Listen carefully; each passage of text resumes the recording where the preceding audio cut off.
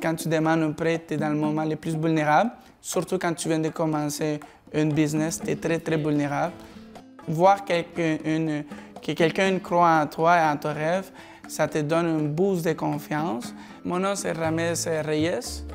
Je suis né en Honduras. Je suis déménagé au Québec il y a 15 ans, bientôt 16. Puis maintenant, je suis propriétaire de la Barberia depuis 3 ans. La Barberia est située dans le sud-ouest de Montréal, exactement à Villemar. C'est un lieu où tu viens te couper les cheveux, mais aussi c'est une place où tu peux te sentir à l'aise comme une main cave. On va t'offrir de quoi boire, il y a une match de soccer, il y a des gars ici, mais je sais que quand tu rentres ici, tu ne veux plus partir.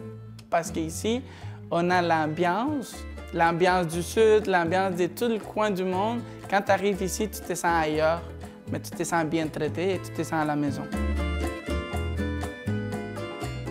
Moi, j'ai connu Microcrédit Montréal grâce à un client. Après 2 semaines que j'avais ouvert mon commerce, j'ai appelé Microcrédit. J'ai eu une première prise de contact avec eux, génial.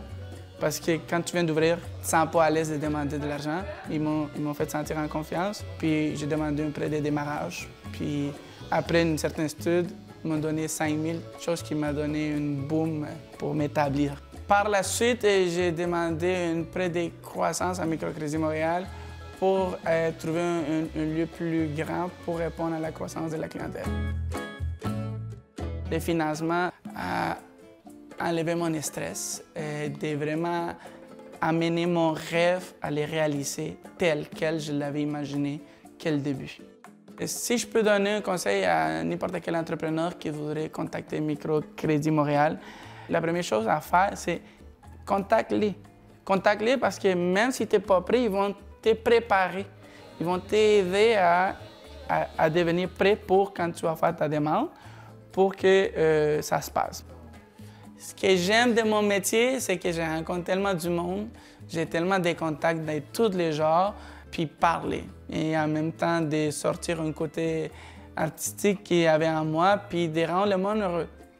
En tant qu'entrepreneur et voir mon business dans l'état où il est, personnellement, je me sens heureux, mais je me sens encore que je suis encore en train d'apprendre. Il faut toujours être à l'écoute de toutes les nouvelles idées pour que ton rêve ne se finisse là, sinon qu'il continue au fil des années.